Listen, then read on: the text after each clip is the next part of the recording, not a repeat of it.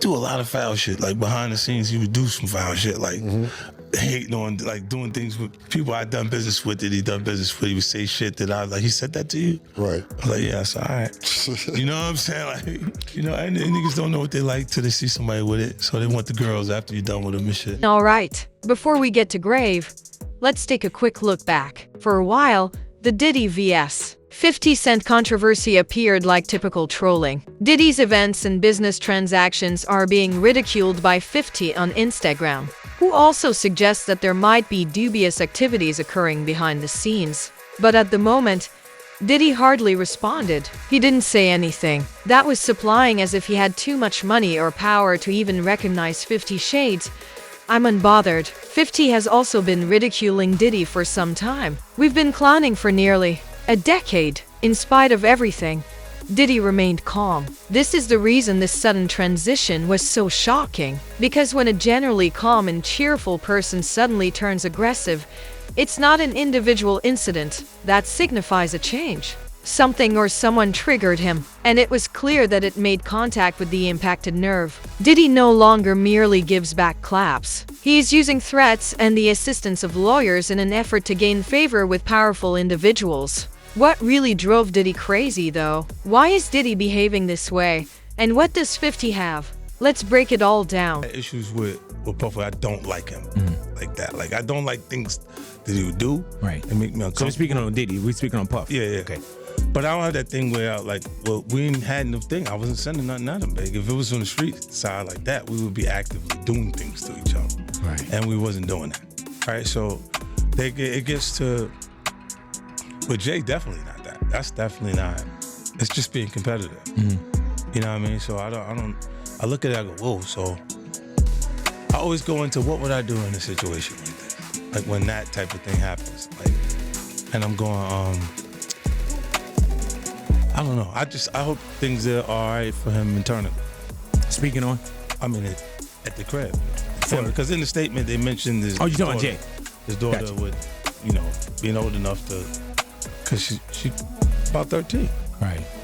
So it's the same age as his kid. Well, after Diddy walked away from that RICO lawsuit, things started to get weird. An unidentified burner account abruptly messages 50 Cent, who has been keeping tabs on Diddy's every move. Tell Curtis that I'm not finished yet. It could have seemed at first like a fan trying to start a discussion, but that's where things start to go insane. Nothing had been done with the account for months. Not a single post or comment. After the court's ruling, a few hours later, that not a wide diatribe or meme, just one succinct sentence. It was direct and personal. It doesn't get worse either. Insiders say the account belongs to one of Diddy's close friends and has been used for espionage and secret clapbacks in the past. Therefore, he wasn't just a bored troll looking around Instagram. Appeared to have been planned. I now get what you're thinking. That's just a handful, wouldn't it? A random troll on the internet? It's a straightforward explanation for why everything leads to the same conclusion, yeah.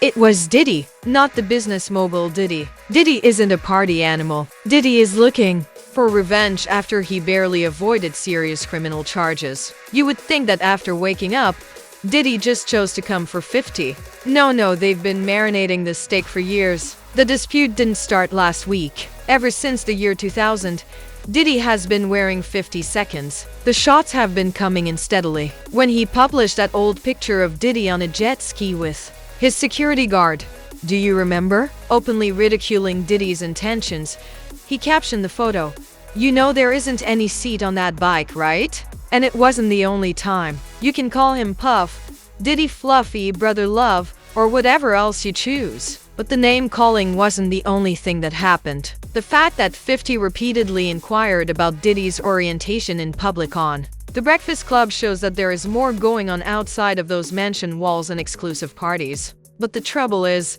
those weren't just playful jabs. In contrast to Diddy, who had a lot to hide, 50 was planting seeds and progressively presenting the concept. He wanted something more than laughing. His goal was to make people think. And that's just what happened. Diddy didn't speak. He didn't pay attention to it. Kept quiet. But behind the scenes, That silence was a really dreadful building. But these were merely appetizer punches. Did he do it? Is the title of the upcoming documentary 50, which is now under production. Fundamentally, things become serious. One person who was always anti-Diddy and was always speaking about Diddy as a problematic person was 50 Cent. And it turns out that it's just been announced that he's created a docu-series on Netflix. I can't wait to see that. This isn't just any YouTube video.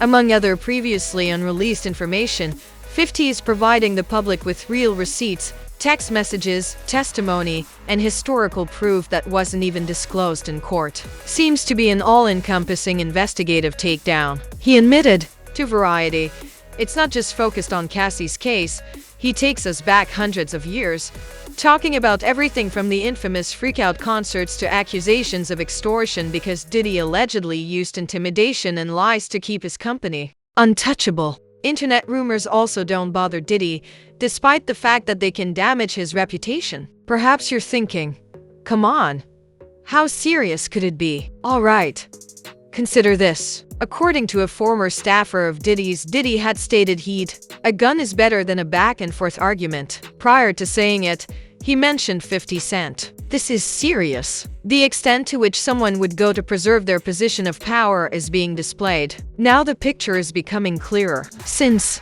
the 1950s, he has been steadily exposed over the years. Diddy clung to his anger. The doc is now he's finally reacting, looming, using burner accounts, power maneuvers, and threats instead of words. In addition to a recent message from a burner account, we now have a history of threats and a docs at hand. Let's talk about the one witness who gave clear confirmation, though. From a former Diddy employee may help nail him on a RICO charge. Capricorn Clark, who worked for Combs between 2012 and 2020 in various capacities, testified as a government witness today. She told the court that there was one day where Combs banged on her apartment door with a gun in his hand and demanded that she come with him because we are going to kill Kid Cudi. She later testified that Combs also told her not to talk to police. Now imagine this. Prominent entrepreneurs Capricorn Clark, Chris Lighty, and Diddy enter an elevator. Such a day, isn't it? Not close at all. Diddy is clearly angry. It's not about business or music. He is not happy with 50 Cent. The level of stress is high. Then,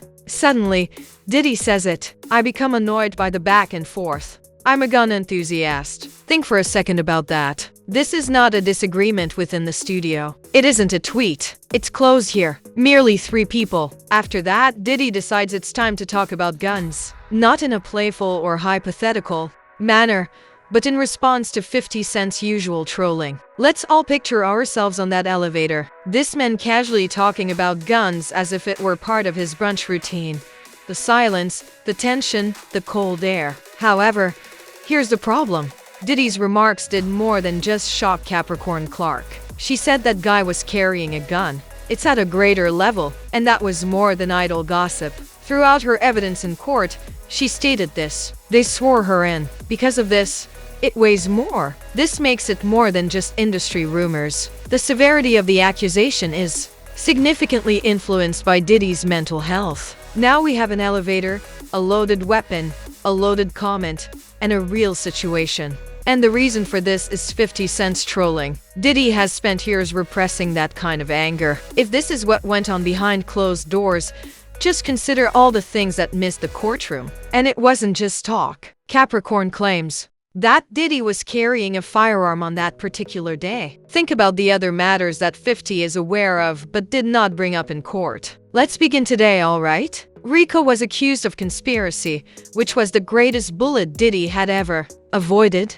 Even though he may have been completely defeated by that one, he overcomes it. He was convicted on 2 additional counts, but he might still be able to walk. Diddy has reportedly not changed his conduct behind the scenes despite being denied bail for the time being. He's behaving as though he already knows how things will work out. He is surrounded by the right individuals, including the necessary contacts and attorneys. This probably makes him feel secure enough to threaten. He says, yeah, I'm in jail now, but I'm not staying here. In addition, 50 should exercise caution if he decides to walk. This is a man who's been through more than just celebrity. Fortitude. His money has always been his. Have access at all times.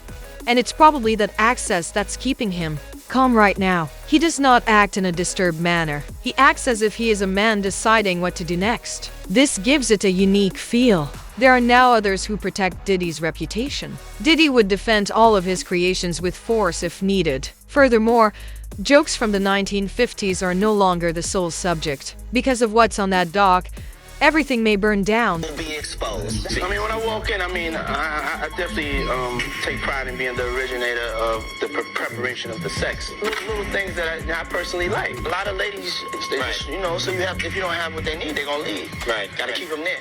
Right. You need locks on the doors. P. Diddy be wanting the body. And you gotta tell him no. You got to tell him no. All of these big deviants is all catching hell in 2024. It's up for all of them. It don't matter if you Diddy or whoever you is.